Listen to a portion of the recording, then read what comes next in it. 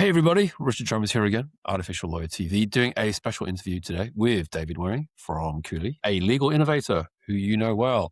Today we're going to talk about vanilla. You may have seen some press on that already. We're going to dig into this.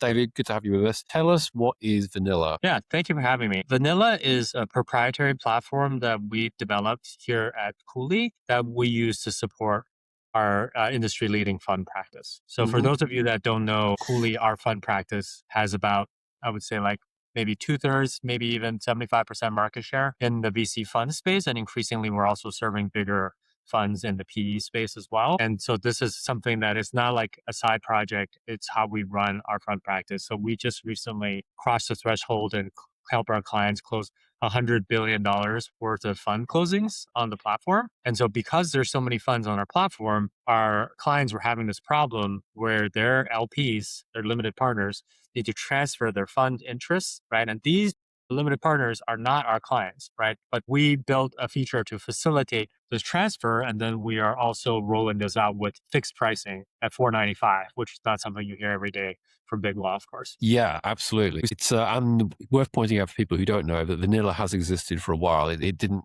get created last week. This is not a completely new thing. Just talk us through a little bit of the history, and then we're going to talk about pricing. Yeah, we built vanilla originally because the fund practice was one of the least automated, but it had this very complex process of like essentially coordinating between the GPs and LPs in the fund process. So at Cooley, we were kind of first in the industry to establish that. And of course, like any platform, ramp up, ramp up, ramp up. And then all of a sudden, we look back at ourselves now and we've crossed the like 100 billion threshold. So So now when I when think we're did something like just 50,000 LPs on there. and just out of interest, when did vanilla? When was it? What year was it created? This was like, I want to say like 2020 thereabouts. I don't remember exactly when we launched. Gotcha. But yeah, it came out of the great the great work from home period, which we won't talk about. Yeah.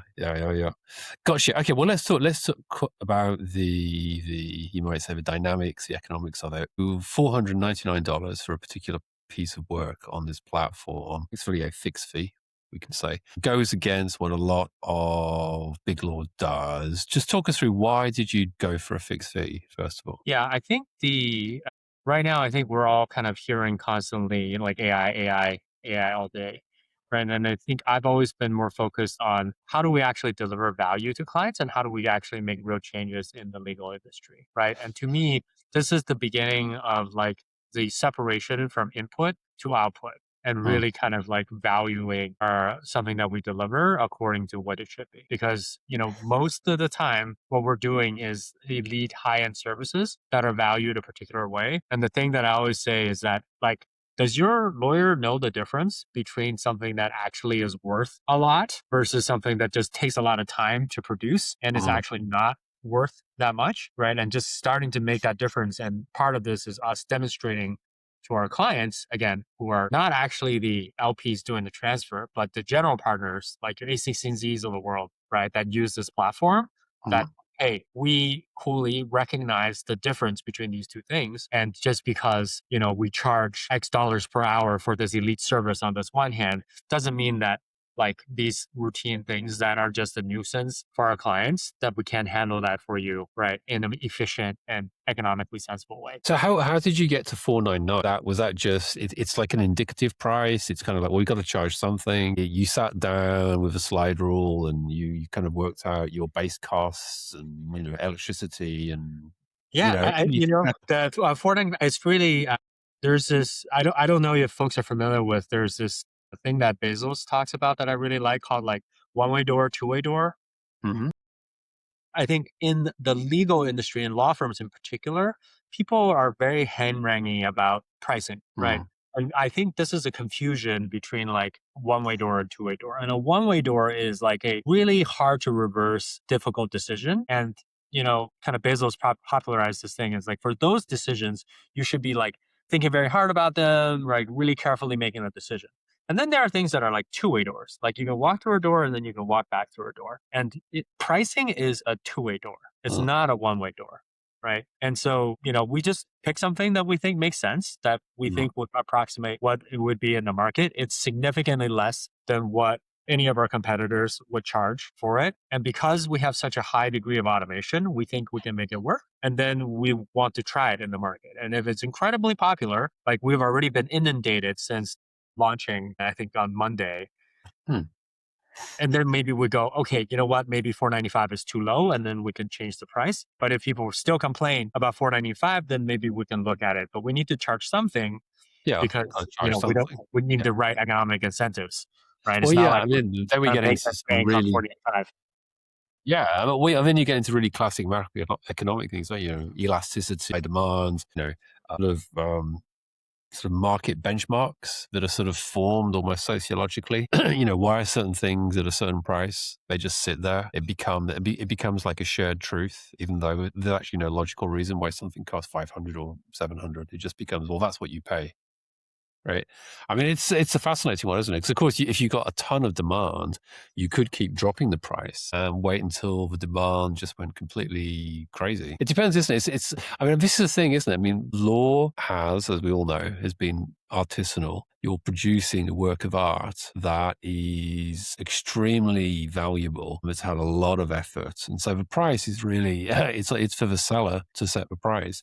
This is a very, very different dynamic because you're productizing something. Yeah. And I think this is the beginning of a conversation, right? Because I think for pricing, what we're trying to signal to our clients is look, pricing is a partnership. Let's have a real conversation. Right. And the most important thing for me in terms of what I want to communicate to our clients on pricing is that we want to demonstrate in a really public and meaningful way that coolly we understand the difference, right? That there are some things that are routine and there are some things that are premium. Our business is focused on the premium, right? And then let's have a real conversation about what that means in terms of integrating efficiency, integrating AI into the conversation. This is just the beginning of the conversation. And I think we're already seeing that with our customers that are recognizing, wow, right? Like these guys get it. A lot of firms are talking about it and hinting at it, but Mm. you really don't see much action. Like one of the most common things I hear from general counsel is that all the law firms are saying they're doing AI things, but like, how does this actually flow back to my benefit? And we're trying to demonstrate across the board. I mean, this is obviously the most visible because it's such a large scale thing that we can put a fixed price tag on it. But we welcome kind of this partnership and conversation with our clients because it's only going to actually work in the market if we establish like a win-win-win with everybody. Yeah, yeah. I mean, it's an interesting one, that, isn't it? Particularly because we've got all these new AI first law firms, new mods, as I like to call them, hitting the market, and they're trying to do pretty much everything on a fixed fee, and they're trying to turn it around. They're using tons of AI, goes with the name. I mean, as you mentioned off camera earlier, this particular slice of the platform isn't necessarily an AI product itself, an AI output. But maybe it doesn't really matter. Maybe the technology is actually a side issue. Maybe the AI thing has just got us talking about this. I mean, the real issue, going back to your earlier point, is the output, right? It doesn't matter if it's deterministic or probabilistic or a combination of the two. If you can get the production cost down to a very, very, very low level, then you open up all kinds of opportunities for the output price. Exactly. Right. And I think ultimately, like, what is the value to the client? Right. Like, because Mm, it's like the thing that really, in my opinion, should always be driving the behavior as a service provider is like, how do you actually deliver the most value to your clients? And I think, with mm, new mods and kind of new entrants into the market, like they're just throwing things at the wall and seeing what sticks, like any startup mm, would do, mm, right? I think we have a lot more data and we have a lot stronger relationships with our customers to have these conversations, but you have to do the thing, right?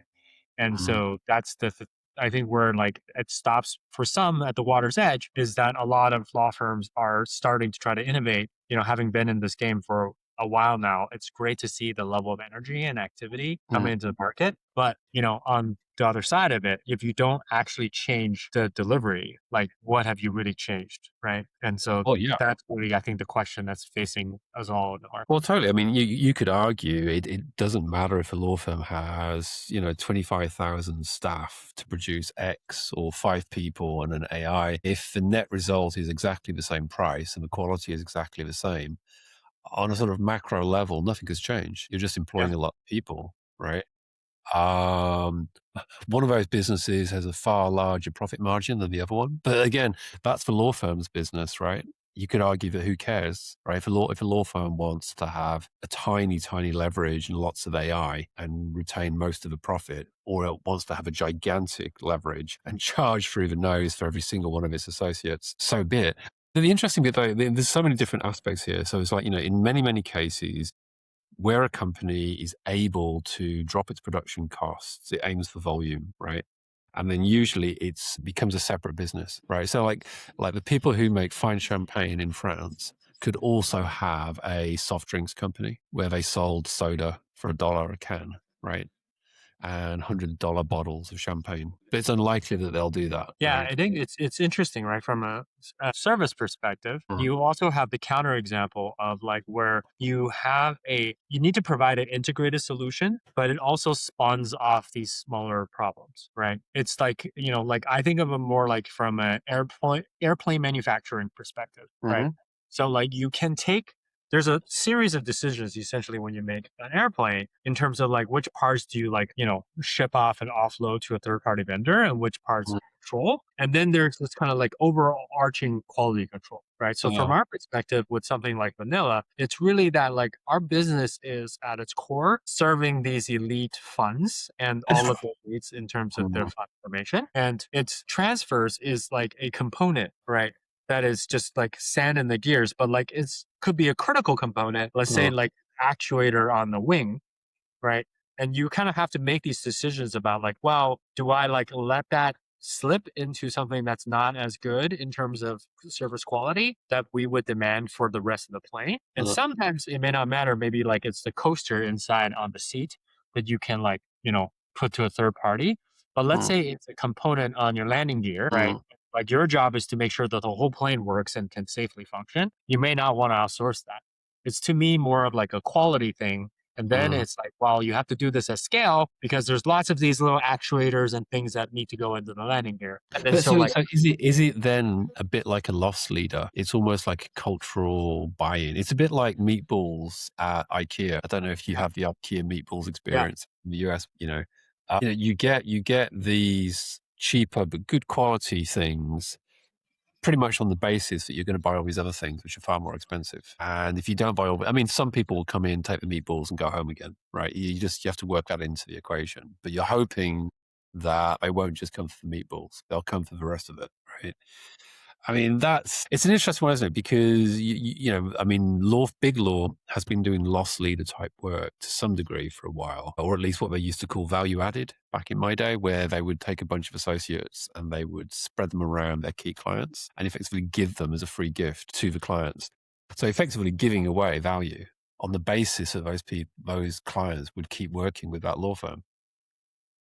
I mean, is this a much more sophisticated form of that? yeah. I think time will tell, right? The things that we know for sure is one, there is absolutely value in this, Mm, and that two, we are delivering more value to our clients than we did before. mm. And then the third question, which is not answered, is well, what does that mean? Is it meaningful in terms of increasing the business that we care about, or is it just more trouble than it's worth? I mean, Mm. that's the spirit of innovation that you have to experiment and try to figure these things out. Yeah, I mean, but also it comes down to competition, doesn't it? I mean, competition is the mother of all invention. If you edge a little bit this way, and then one of your rivals edges a little bit that way, and you start to get this dynamism, and then it's like, well, I could use Cooley, or I could use ABC law firm, or XYZ new mod, and but I'm kind of leaning towards Cooley because I like what they're doing with the meatballs. The meatballs are really, really, I like that. I like the approach. You know what? I mean, I've worked with Cooley before, and the meatballs. That's it. That's it. I'm sold. And the other two, the new mod and the rival big law firm, are just like, man, we've got no meatballs. What are we gonna Well, do? I think that's the thing is they're all meatballs.